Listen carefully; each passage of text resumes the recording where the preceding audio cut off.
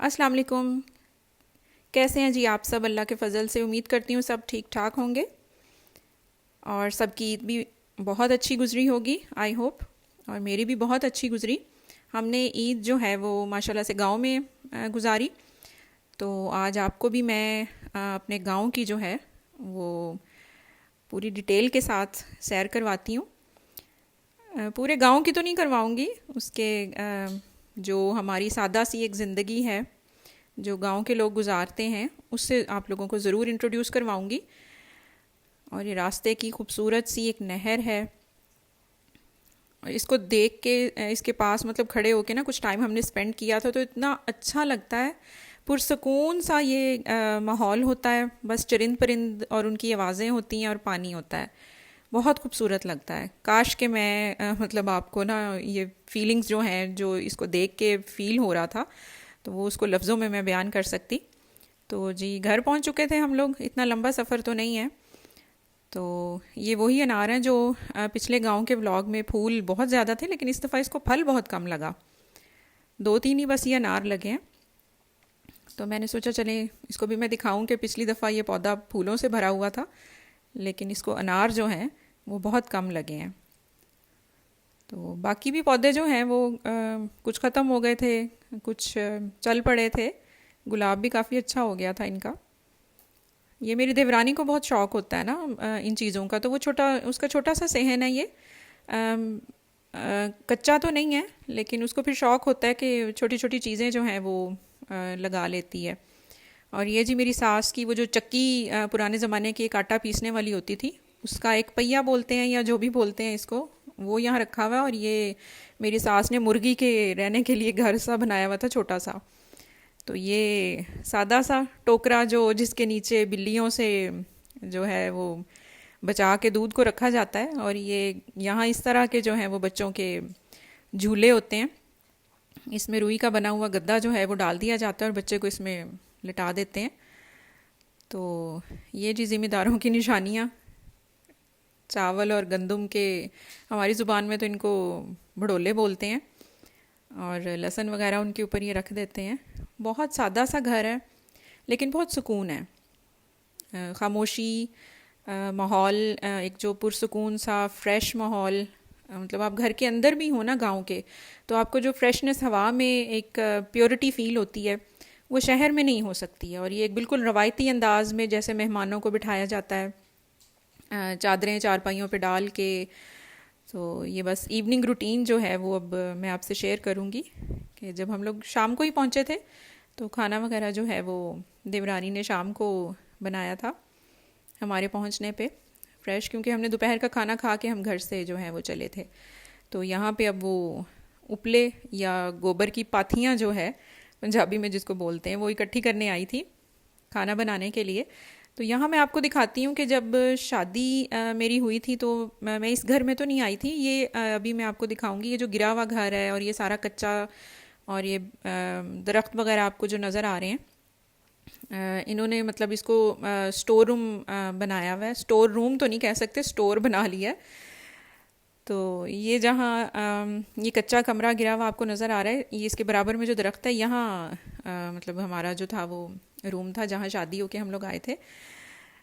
तो ये सामने जो है जो आपको रूम नज़र आ रहा है ये मेरी सास का रूम था। ये घर काफ़ी बड़ा था लेकिन फिर ये लोग इधर शिफ्ट हो गए तो इस घर को फिर छोड़ दिया तो ये गिर गया ना। मतलब इसकी दीवारें क्योंकि कच्चा था तो ज़्यादा अरसा फिर खड़ा नहीं रह सका, तो इन्होंने फिर इसको अपने जो है वो यूज़ इस किस्म की चीज़ों के लिए कि अपने उपले वगैरह यहाँ रख लेते हैं, गंदम की स्टोरेज या पराली की स्टोरेज कर लेते हैं, तो इसको बस इन्होंने स्टोर के तौर पे इस्तेमाल करते हैं। और ये ऊपर से छत भी देखें जी बिल्कुल कच्ची है।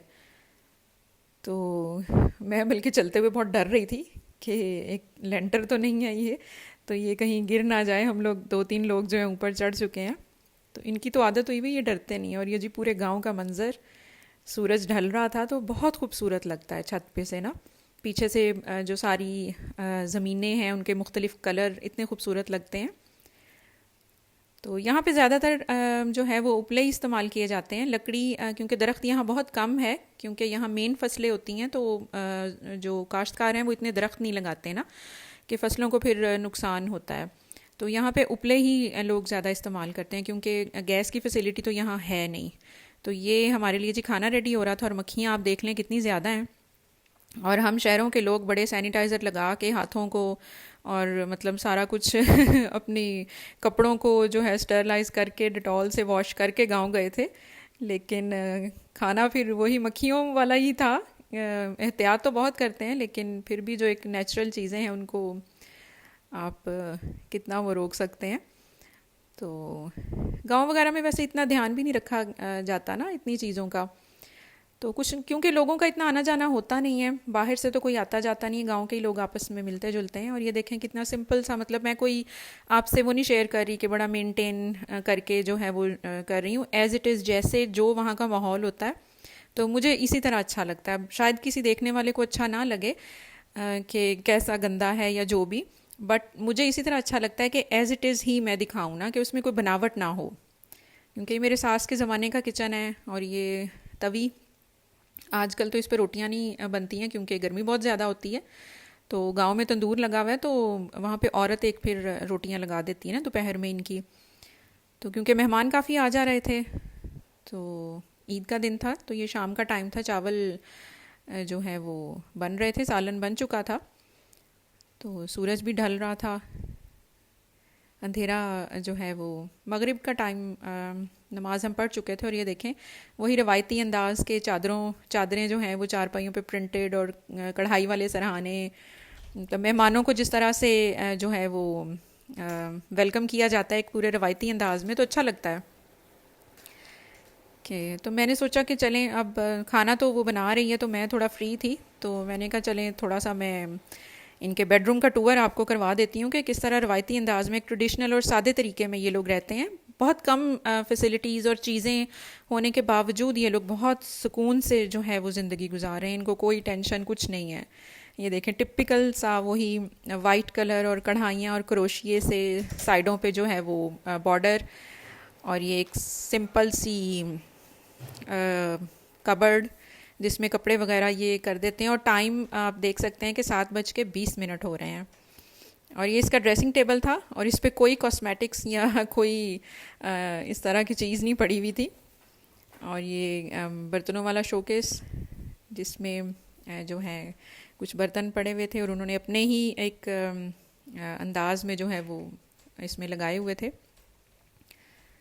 और यहाँ ताज़ा जो है दूध उबल के आया था, ताज़ा सॉरी वो उन्होंने भैंस का ताज़ा दूध जो है वो निकाला था तो वो उबल रहा था चूल्हे पे। और इधर से हमारा खाना भी जो है वो रेडी हो चुका था और बड़े मज़े के जो है वो बीफ का पुलाव था।